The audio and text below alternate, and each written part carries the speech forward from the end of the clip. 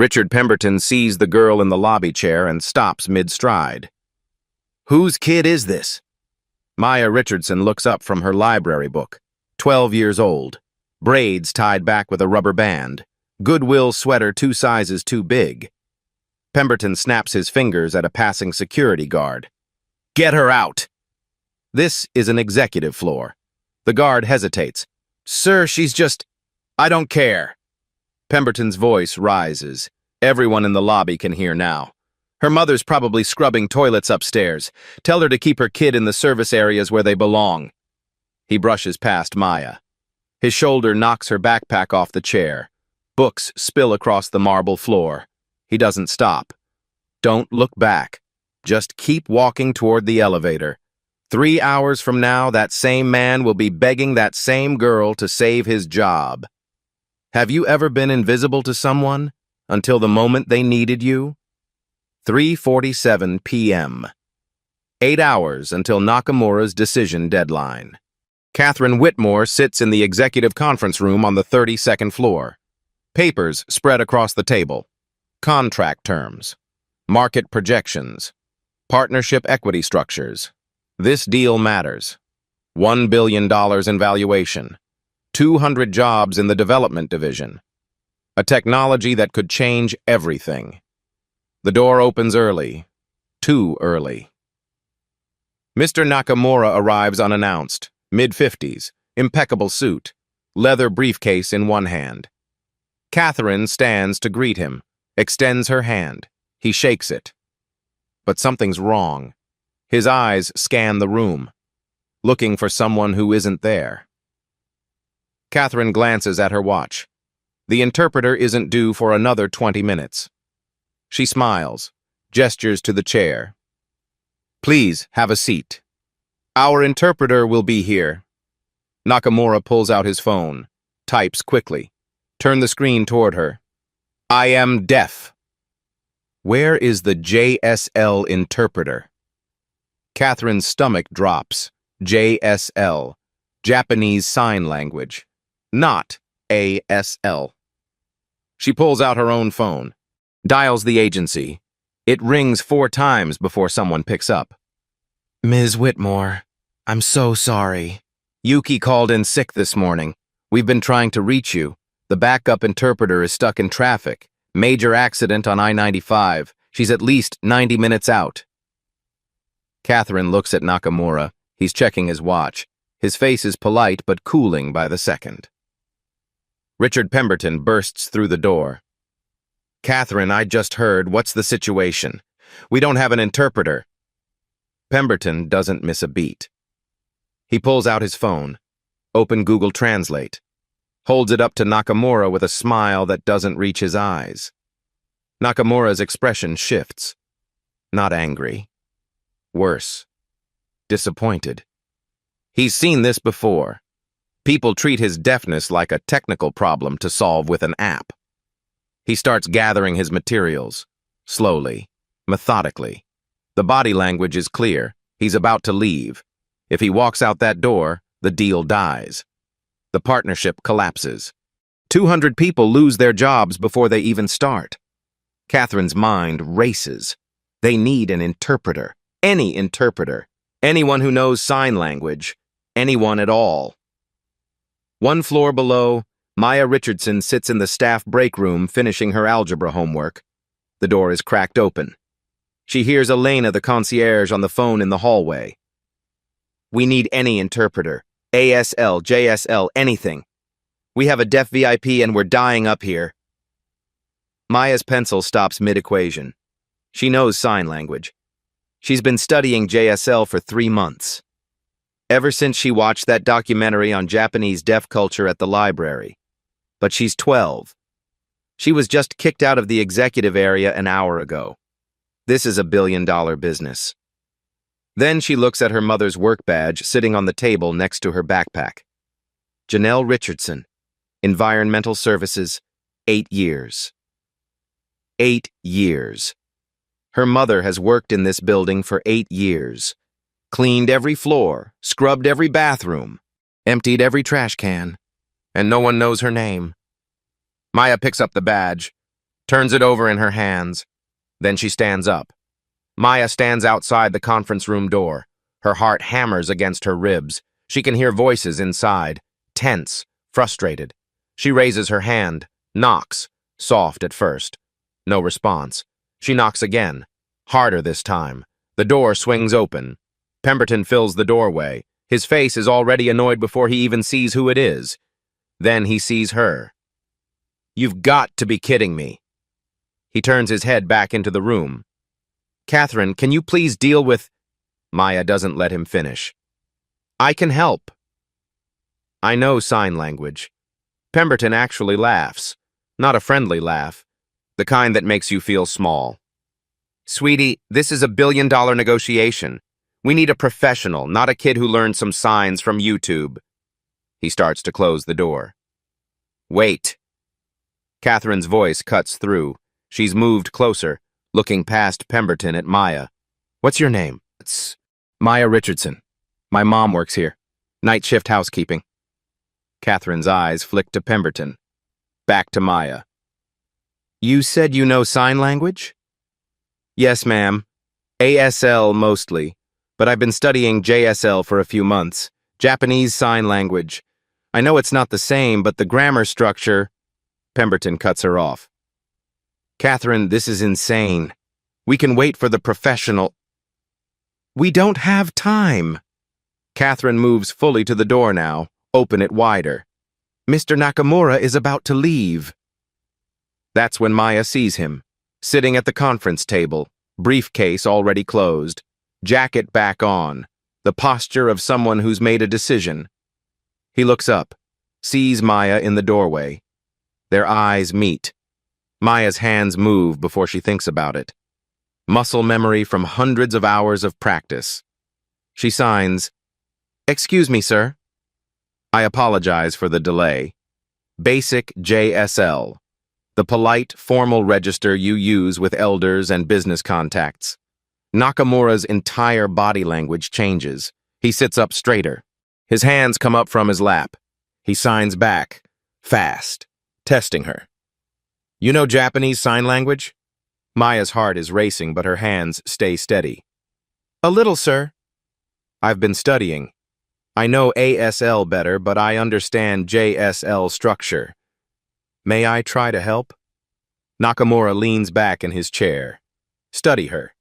Then he signs something longer, more complex. A mix of JSL and ASL. A real test. "I came to America because I believe technology should serve those the world doesn't hear. Do you understand what I'm saying? Not just the words, the meaning behind them." The room holds its breath. Maya doesn't rush. She takes a moment. Think about what he actually said, not just the vocabulary, the emotion underneath. Then she signs back. Her hands moved with careful intention. "You mean that being deaf made you invisible? Like people forgot you had important things to say? And now you built something so no one else has to feel that way?" She drops her hands, speaks aloud for the room. "He's asking if I understand that this technology isn't just about translation.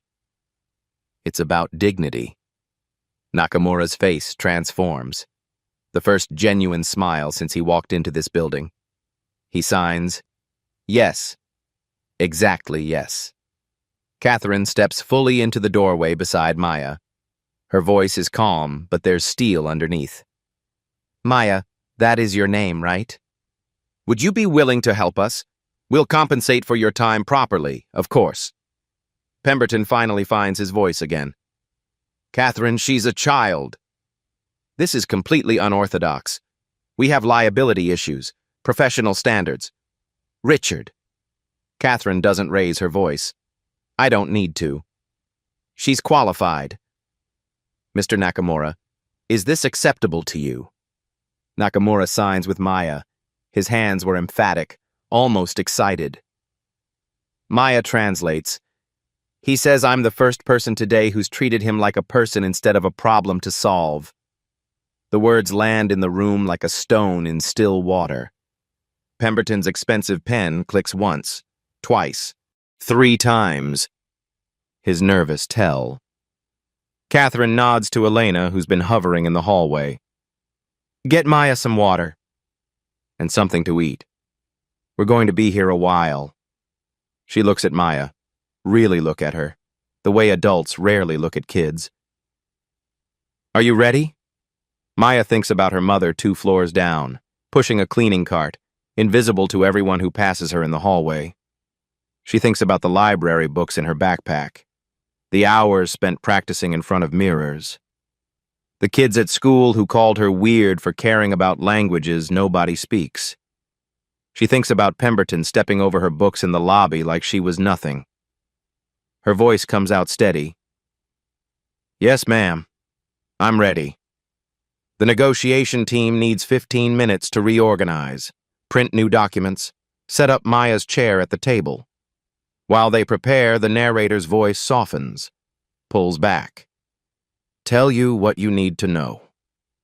Maya didn't learn languages because she was gifted. She learned them because she was invisible. 4 years ago, when she was 8, her mother started working double shifts.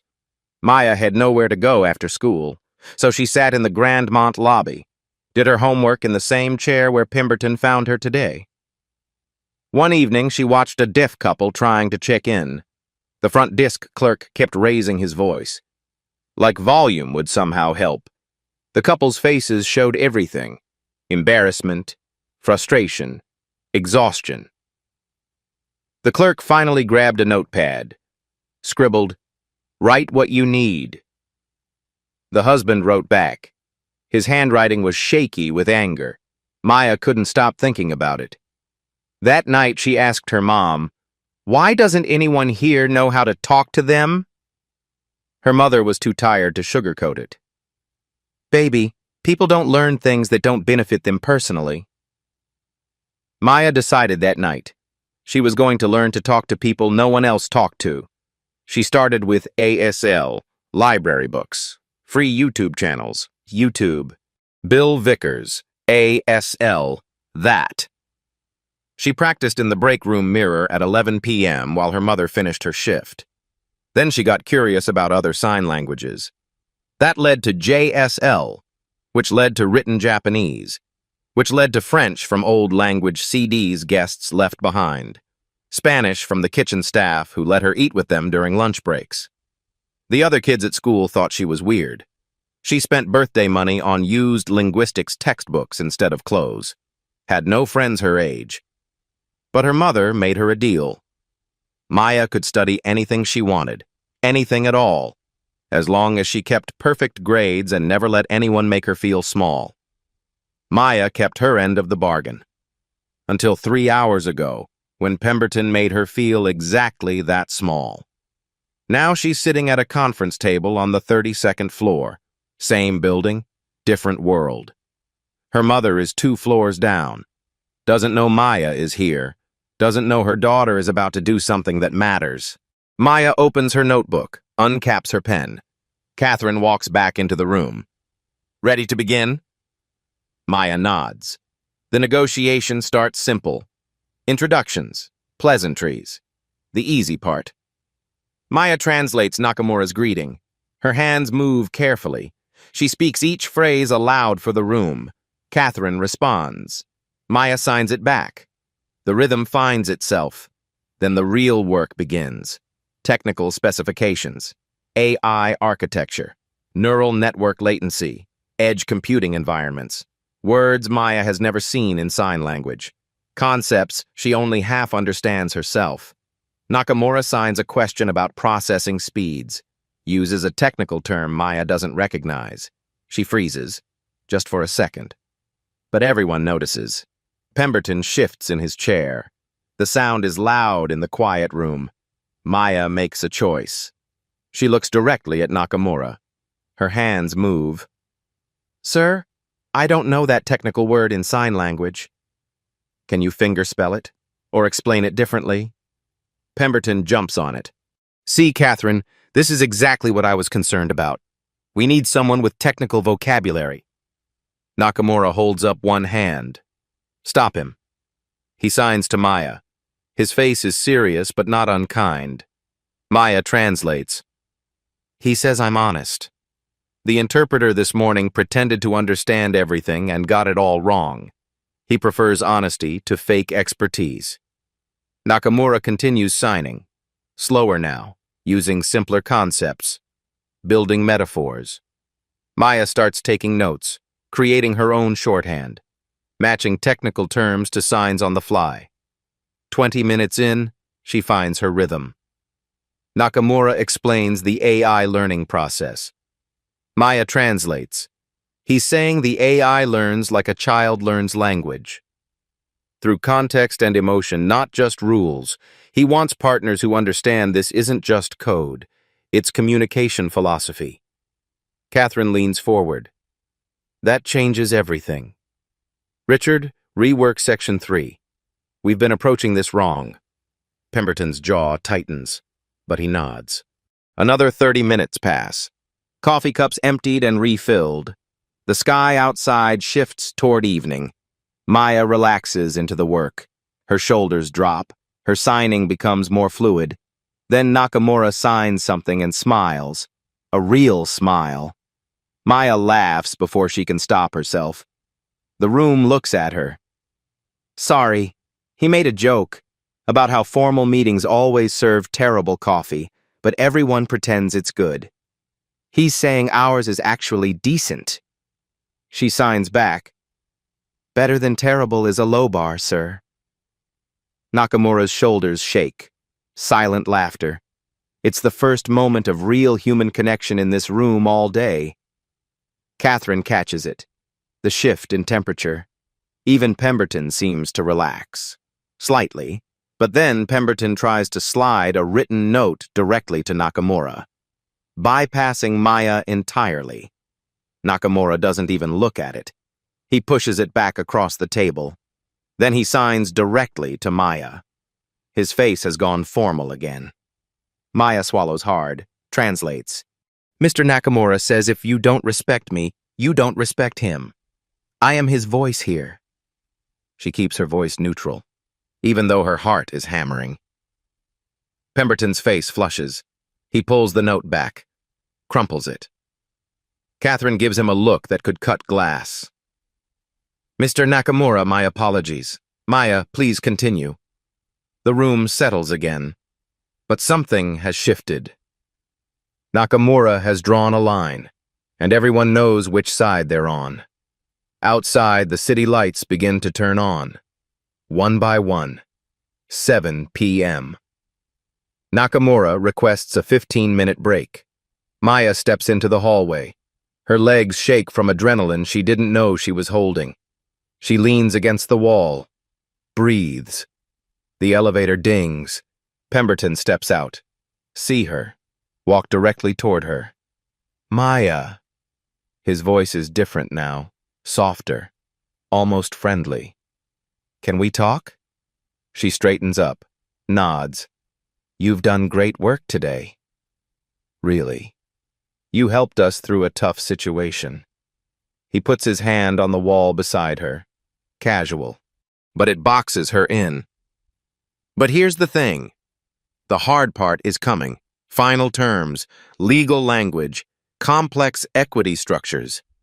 This is where we need a real professional. Maya's stomach drops. But Mr. Nakamura asked for me specifically. Mr. Nakamura is being polite. Trust me, 25 years in this business. I know when to make a substitution. He smiles. It doesn't reach his eyes. You should be proud of what you accomplished. Seriously, not many kids could do what you did. But this next part, it's above your pay grade. Way above. He straightens up, adjusts his cufflinks. Go find your mom. Tell her you did something amazing today. Because you did.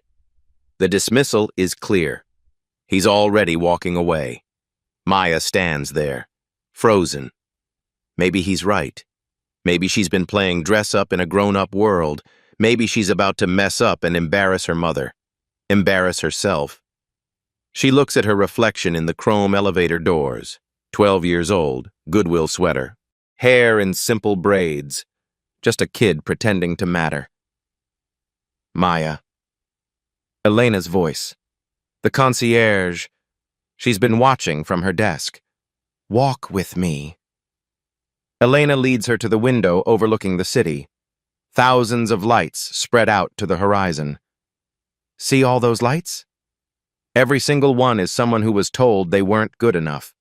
You know the difference between them and people who change the world. Maya shakes her head. The people who change the world show up anyway. Elena turns to face her. That man in there didn't choose you because you're convenient. He chose you because you see him. Don't let someone else's small thinking make you small. The break room door opens. Janelle steps out.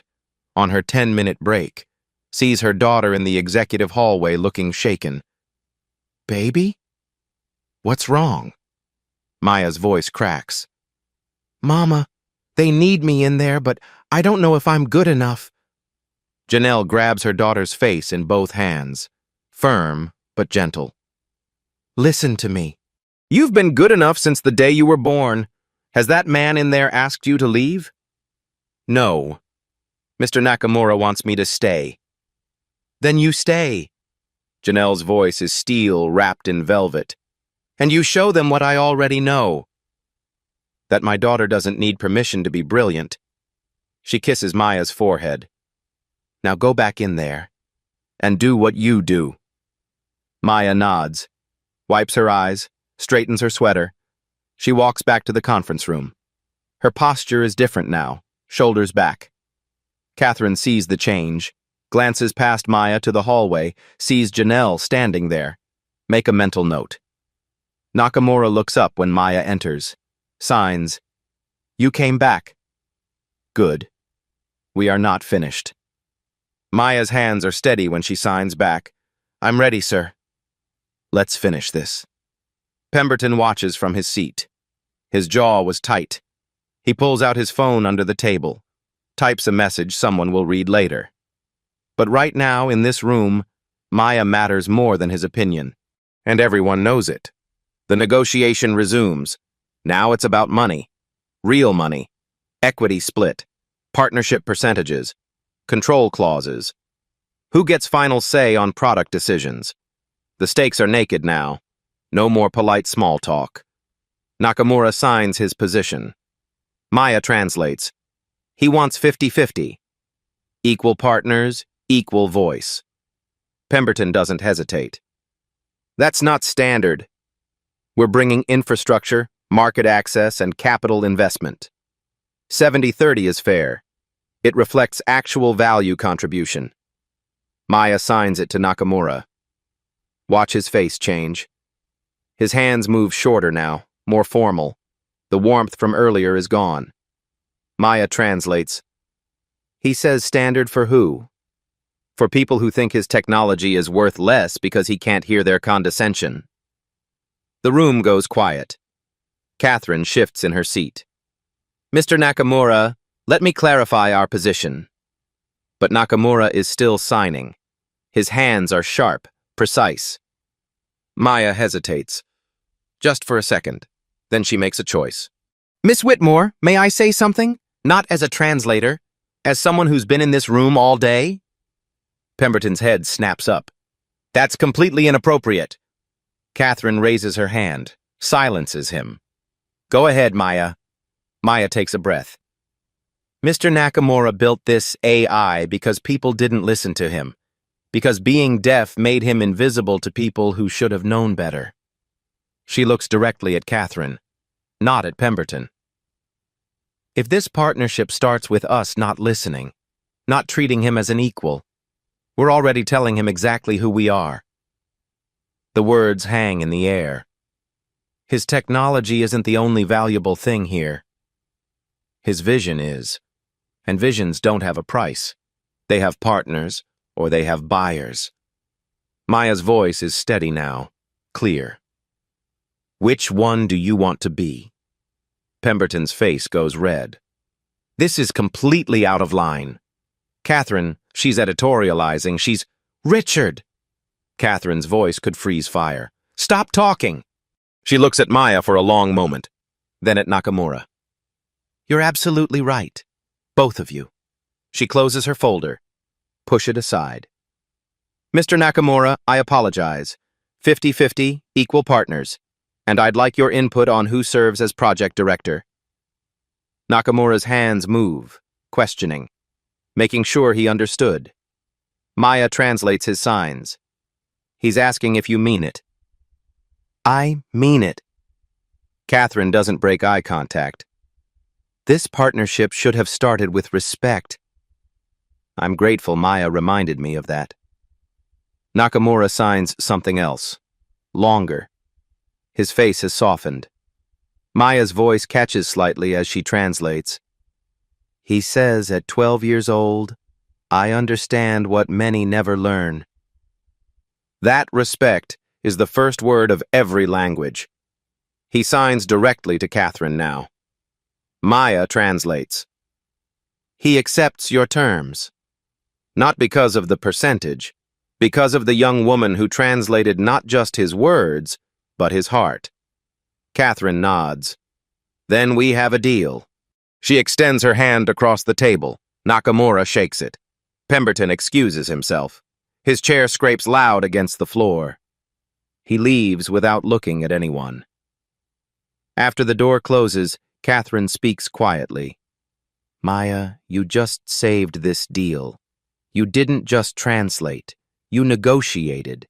That's a completely different skill. Nakamura signs with Maya. She translates. He asks if I'll stay for the signing ceremony. He wants me there. Of course she will. Catherine looks at Maya.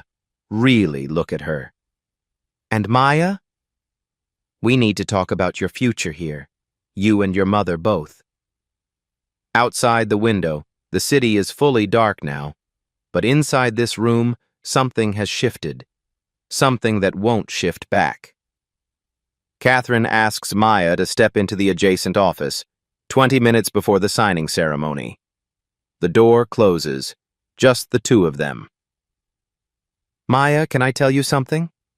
Catherine sits on the edge of the desk, not behind it, beside Maya. I started at this company 28 years ago. Front desk, night shift. People looked through me like I was furniture. Maya listens. I saw how Pemberton spoke to you today. In the lobby, in the hallway during the break. Catherine's voice is quiet. I saw it because I remember that feeling. And I saw you decide not to shrink. She pauses. Choose her next words carefully. What you did in that room. Reading not just language, but human needs. That's not just intelligence. That's wisdom. And it's rare. Maya doesn't know what to say. So she says nothing. Catherine opens her laptop, pulls up a document already prepared. I'd like to hire you as a consultant for this project. Real contract, real pay. $150 per hour for any interpretation or consultation work. Maya's eyes go wide. But more than that. Catherine clicks to another document. Full scholarship. Private school if you want it. Or we save it for university. Your choice. $250,000. Guaranteed. Maya's voice comes out small. Ms. Whitmore, my mom... Your mother raised someone extraordinary. I'm going to tell her that myself. Catherine pulls open a desk drawer. Take out a leather business card holder. Open it. Inside are fresh business cards. Cream-colored. Elegant font. Maya Richardson, Language and Accessibility Consultant. Whitmore Hotel Group. She hands one to Maya. I had these made during your break. I had a feeling about you. Maya holds the card like it might dissolve. Her name. On a business card. The first time her name has been on anything professional. Her hands shake slightly. Why me? The question comes out barely above a whisper. You could hire professional consultants. People with degrees, experience. Catherine smiles. Because you didn't learn this from a textbook. You learned it from being invisible and deciding to matter anyway. That's the expertise I need. She slides a contract across the desk. Multiple pages. Official letterhead. Take this home. Have your mother read every word. If you both agree, sign it. You have leverage now, Maya. Use it wisely. Catherine stands, straightens her jacket. And remember something. You didn't get here by being perfect. You got here by being honest about what you knew and what you didn't. Never lose that. Maya tucks the business card into her pocket.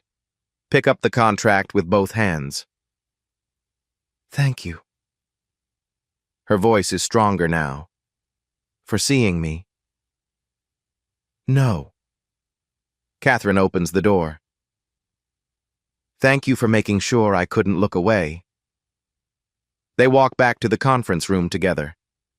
Nakamura looks up when they enter. Signs to Maya. Everything okay? Maya signs back. Her hands are steady. Confidence. Everything is perfect, sir. And for the first time in her 12 years, she believes it. The conference room has been transformed. Catering arrived while Maya was in the office with Catherine. Small celebration setup. Champagne for the adults. Sparkling cider for Maya. Elena is there. Dr. Keating, too. Doctor. Pemberton's former assistant. He quit this afternoon. Sent his resignation from the hallway. Couldn't work for that man anymore. And someone else. Catherine went to find her personally. The elevator opens. Janelle steps out, still in her work uniform, hair pulled back, hands that smell like a cleaning solution no matter how many times she washes them. She sees Maya standing with executives, wearing a visitor badge that says, Consultant. Baby, what? Maya crosses the room, takes her mother's hands. Mama, I helped. With the deal. Mr. Nakamura, the investor, he's deaf, and I translated for him, and Miss Whitmore says... Catherine steps forward, extends her hand to Janelle. Ms. Richardson, your daughter single-handedly saved $1 billion partnership today. She translated not just language, but human dignity. Catherine's voice is sincere. And she learned that from someone. I'm guessing that was you. Janelle looks at her daughter, then at Catherine, then back at Maya. 8 years of double shifts, 8 years of being invisible, 8 years of sacrificing so her daughter could sit in libraries instead of empty apartments. All of it at this moment is worth it. Thank you for seeing her. Janelle's voice is professional, dignified. Not everyone does. I'm sorry it took a crisis for me to look. Catherine means it. That's changing. Nakamura approaches with a small wrapped box. Place it in Maya's hands. He signs, Open. Maya unwraps it carefully. Inside is a silver pin. Delicate, beautiful. A Japanese symbol is engraved on it. Nakamura signs. Maya translates aloud, her voice thick. In Japanese, this symbol means bridge between worlds.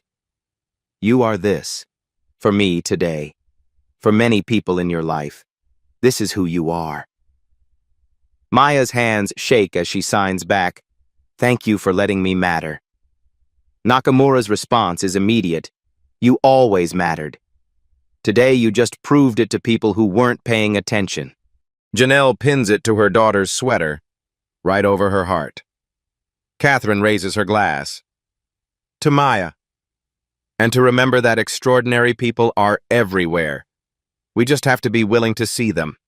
They all raise their glasses, even Maya with her sparkling cider.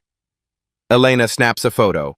Catherine, Maya, Janelle, Nakamura, hands in various signs, Maya in the center, her mother's hand on her shoulder. The same lobby where Pemberton humiliated her is visible through the window behind them. 7 hours ago. Different world now. 24 hours later. The press conference is scheduled for 10 a.m. Grand Ballroom. 75 journalists, industry leaders, competitor CEOs, 3 major networks. This is the public unveiling. Nakamura's AI reveal. Whitmore Hotels positioned itself as the accessibility leader in hospitality. Maya isn't expected to be here. She did her job. The professional interpreter arrived last night. Fully credentialed, 20 years of experience. Maya sits in the back row with her mother. Guests, not participants. The ballroom fills. Camera crews set up. The energy is electric. Nakamura takes the stage. The professional interpreter stands beside him, poised, confidence, perfectly professional. Nakamura begins, signs his opening remarks. The interpreter translates. Her voice is smooth, practiced. Mr. Nakamura welcomes you and is pleased to announce this groundbreaking partnership. Technically accurate. Perfectly fine. But flat. Nakamura continues. Signs something longer, more personal. About why this technology matters. About being excluded from his own father's business meetings because deaf people can't lead. The interpreter translates. Mr. Nakamura believes accessibility technology is important for business inclusion and economic opportunity. Nakamura stops mid-sentence. His hands freeze. He signs, "That's not what I said." The interpreter looks flustered. "Sir, I translated accurately." Nakamura's hands move sharply. Emphatic. "You translated words." Not meaning, not heart. The room starts murmuring. Cameras click. Journalists sense conflict. This could become a story for all the wrong reasons. Catherine stands at the side of the stage. Her face is carefully neutral, but inside, she's panicking. In the back row, Maya watches Nakamura's face. She recognizes that expression. The same one he had yesterday when Pemberton used Google Translate. Isolated, unheard. Her mother feels her tension. "Baby, what's wrong?" "He needs help." Maya's voice is quiet. The interpreter is good. But she doesn't understand what he's actually trying to say. "That's not your job anymore." Janelle keeps her voice gentle. "You did your part." Maya watches the stage. The interpreter is trying again. Nakamura is growing more frustrated. Catherine trying to smooth things over. The press smelling blood in the water. She thinks, "This isn't my job, I'm just a kid. There's a professional up there. What if I mess up in front of everyone? TV cameras? Industry leaders?" But then she sees it. The moment Nakamura's shoulders drop slightly, the same way hers dropped yesterday in the hallway when Pemberton told her she wasn't good enough. Maya stands up. "Maya!" Her mother reaches for her. "I have to, Mama." She walks down the aisle. Cameras turn. Whispers ripple through the crowd. Who is that? Is that a child? Someone should stop her. Nakamura sees her. His entire face transforms. Relief floods his features. Maya reaches the stage. Signs, "Sir, may I help?" The professional interpreter stiffens. "Excuse me, I'm in the middle of..." Catherine makes a split-second decision. She could stop this. Maintain professional appearances. Play it safe. Or she could trust what she saw yesterday. "Ladies and gentlemen," Catherine's voice cuts through the noise. "This is Maya Richardson." She was Mr. Nakamura's interpreter yesterday. If he prefers her voice today, we honor that. She looks at the professional interpreter. "No offense, but please step aside." The woman's face flushes, but she moves. Maya takes her place. Nakamura signs. "Ready?" Maya signs back. "Always, sir." He starts again, from the beginning. But deeper now, more vulnerable. He signs about his childhood, teachers who assumed deafness meant intellectual disability. His father's shame, hiding him from business partners, the pain of being treated like a problem instead of a person. Maya doesn't just translate the words, she interprets the emotion. Mr. Nakamura's father told him the business world wouldn't wait for him to catch up. So Mr. Nakamura built technology that makes the world catch up instead. The room is silent now, people leaning forward, actually listening. Nakamura signs about his hope, that this AI helps parents see their deaf children as gifted, not broken, that it creates space for people who've been shut out. Maya's voice carries his passion. He's not building this for deaf people. He's building it to show people what they've been missing. She signs his words but adds context, adds heart, the way she did yesterday. A journalist raises her hand. Mr. Nakamura, critics say AI can't replace human interpreters, that it removes the personal connection deaf people need. What's your response? Nakamura signs a complex answer. About the 90% of moments when no interpreter is available, the job interview, the doctor's appointment, the parent-teacher conference. Maya translates, then adds something that Nakamura signed but the literal words wouldn't capture. He's saying deaf people shouldn't have to choose between being heard and being present in their own lives. This gives them both. She turns to Nakamura. Signs. Did I get that right? He signs back, smiling. You got my heart right. That's more important. Then another hand rises. Maya's stomach drops. Pemberton. He's in the audience. Wasn't supposed to be here. But he showed up anyway. Mr. Nakamura. His voice carries across the room. As someone with 25 years of experience in this industry, I have to ask, don't you think using a 12-year-old as your primary interpreter sends the wrong message about the professionalism of this partnership? The room goes dead silent. Every camera swings between Pemberton and Maya. Nakamura's hands move, deliberate, slow, looking directly at Pemberton. Maya translates. Her voice is steady. Mr. Nakamura says professionalism isn't measured by age or credentials. It's measured by whether you see people as humans first. Nakamura continues signing. Maya continues translating. He says yesterday, a 12-year-old treated him with more professionalism than multiple adults with decades of experience. She saw him as a person, not a problem, not an inconvenience. A person. One more sign. Maya makes sure she gets every word exactly. And if that bothers you, the problem isn't her age.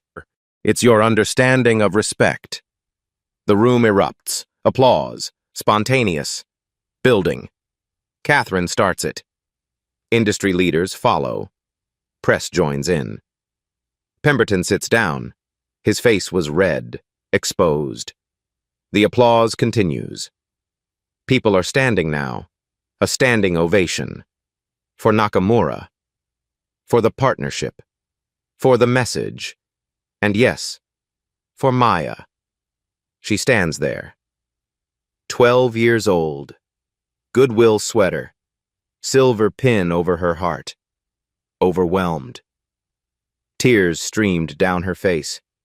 Nakamura signs. You are bridge. Never forget. Catherine walks onto the stage, hugs Maya. Maternal. Genuine. Whispers in her ear. You just changed how this entire industry thinks about accessibility. That evening, the video hit 4 million views. By morning, 40 million. Comments flood in. I cried. This is what leadership looks like. Where can I learn sign language?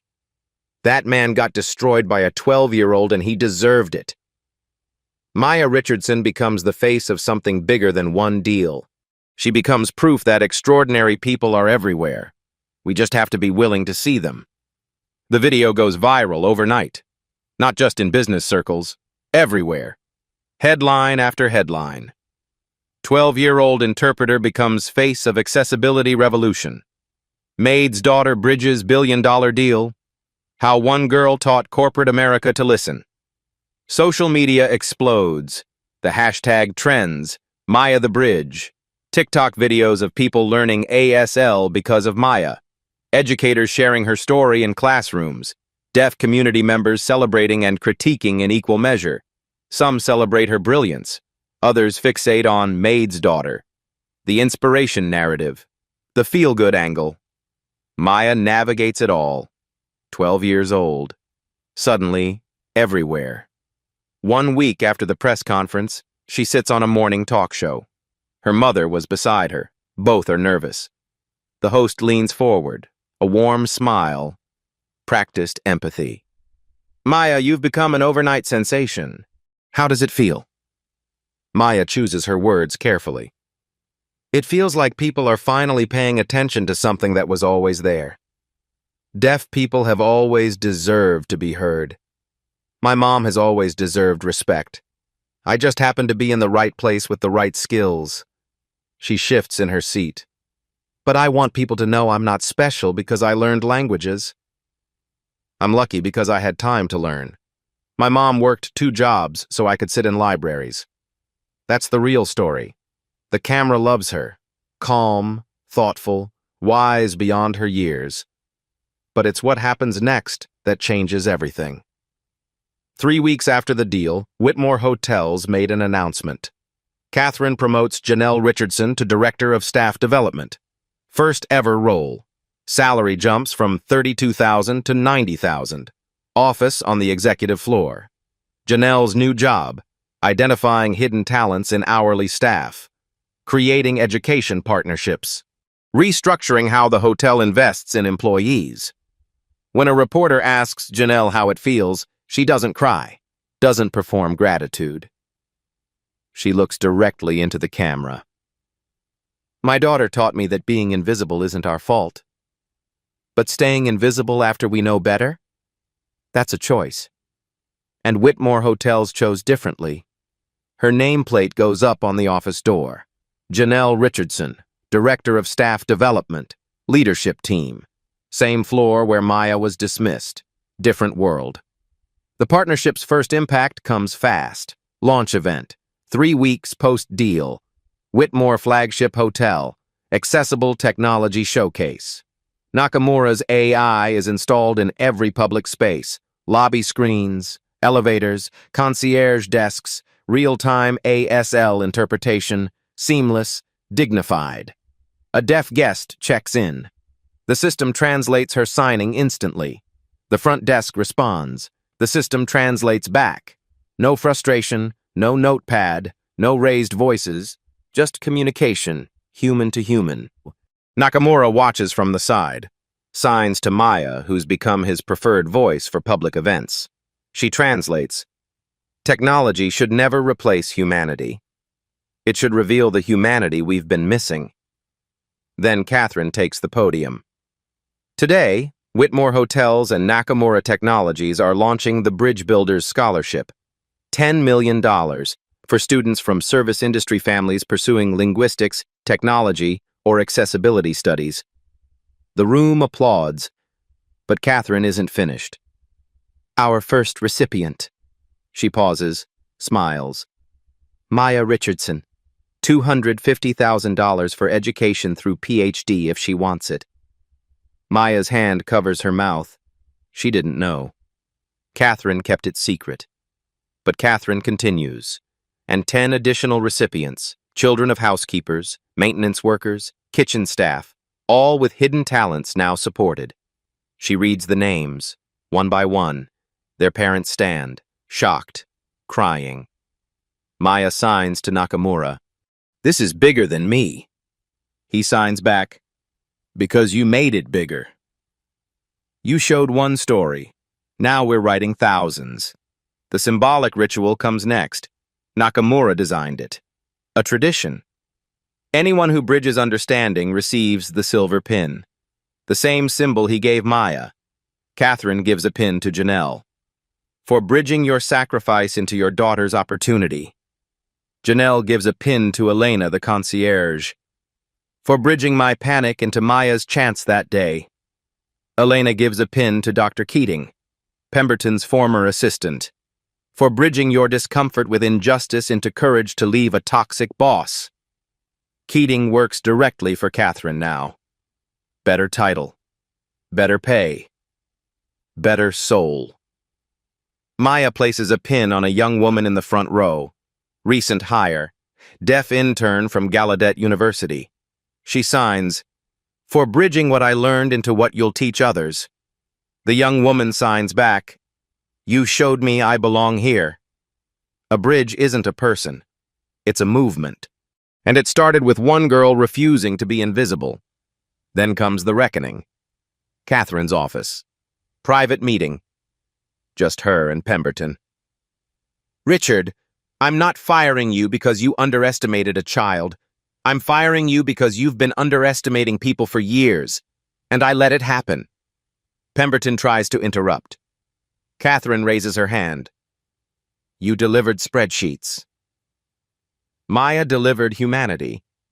In this company's next chapter, we need bridge builders, not gatekeepers.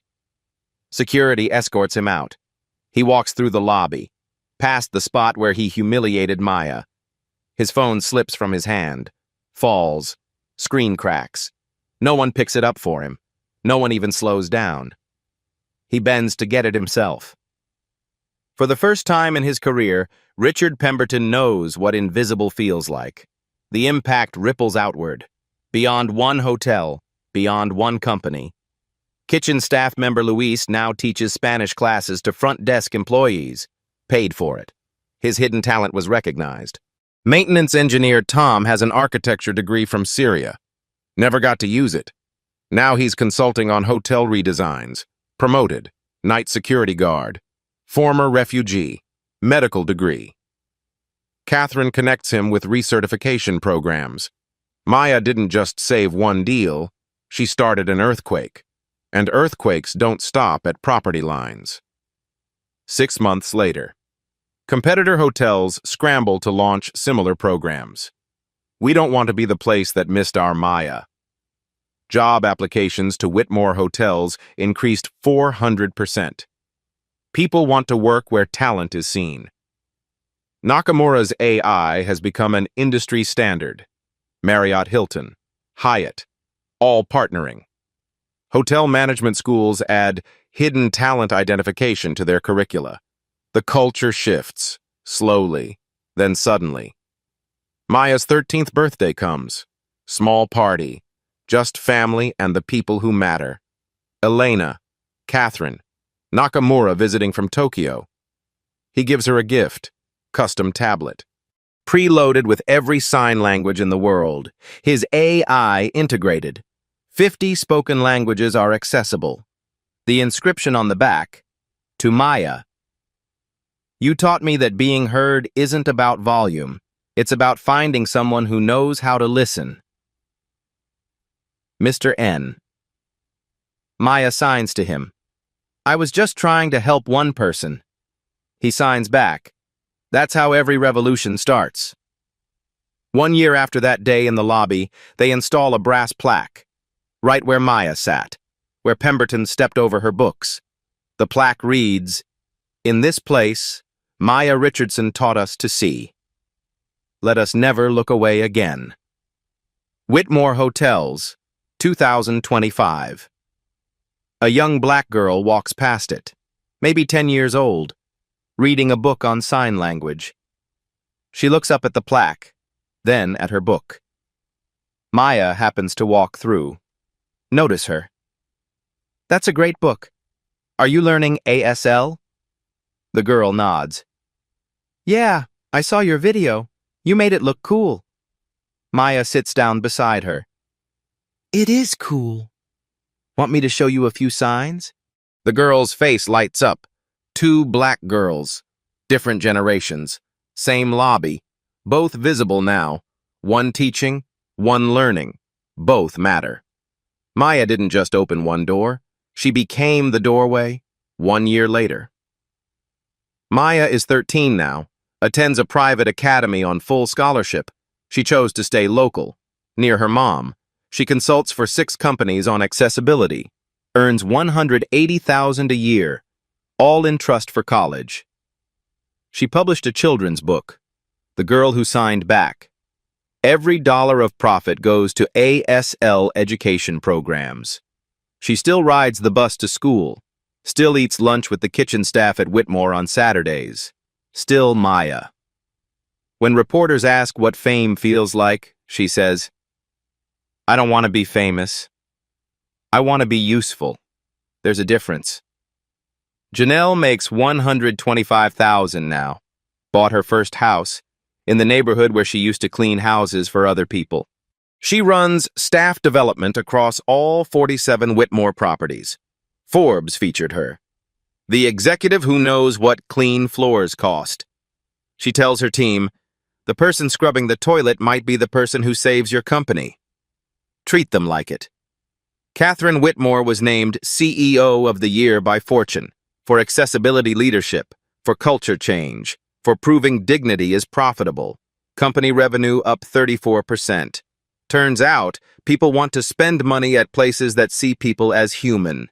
She personally mentors 5 children of hourly workers now, pays for their education, creates pathways. She says, "Maya didn't teach me to see talent. She taught me the cost of not looking." Nakamura's AI is in 10,000 locations worldwide now. He donated $50 million to deaf education globally. He still visits Whitmore quarterly. Always asks for Maya to interpret his board presentations. She is still the best. Deaf employment in hospitality is up 340% industry-wide because one girl showed it was possible. Pemberton works as an independent consultant. No major clients. Business school case studies mention him as a cautionary tale. When status blindness costs $1 billion, he reportedly asked Whitmore for his job back. They said no. The movement grew beyond one company. Operation Bridge Builder is national now. 87 companies adopted similar programs. 12,000 hourly workers were promoted to professional roles. 400 million in scholarships distributed. 2.3 million people started learning sign language because of that girl from the hotel. One moment. Millions of ripples. That's how change works. So here's what you need to do. Not tomorrow. Today. Notice the invisible people in your life. The woman who cleans your office. Do you know her name? The man at the checkout. Did you make eye contact? The teenager bagging groceries. Did you see the textbook in his bag? They are not the background of your story. You are not the main character of theirs. Maya was invisible until someone needed her. But she shouldn't have had to save $1 billion deal to be seen. Neither should anyone else. Here's your homework. This week, one person you normally walk past, stop, learn their name, ask one real question. What are you studying? What do you wish people knew about you? What's something you're proud of? Post their answer in the comments. Every single one will be read. The best ones will be featured. Because here's the truth. Your Maya might be serving your coffee, or delivering your packages, or cleaning your floors, and you'll never know unless you look. Challenge. Learn 3 signs in ASL this week. Just 3. Hello. Thank you. I see you. Then use them with a deaf person. Watch what happens. Tag someone who needs to hear this story. Like if Maya made you cry. Subscribe if you believe hidden talent deserves to be found. Share this if you've ever been underestimated.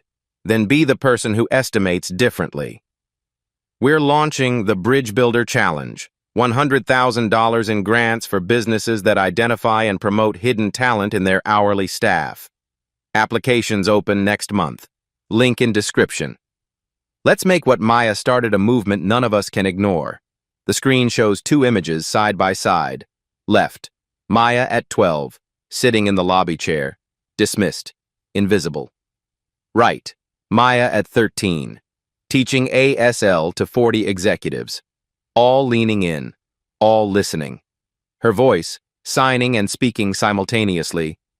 Being seen isn't a privilege. It's right. And it starts when just one person decides to actually look. The final words appear on screen. She wasn't waiting to be discovered. She was waiting for someone to pay attention. Below it, one question. What hidden talent are you walking past today?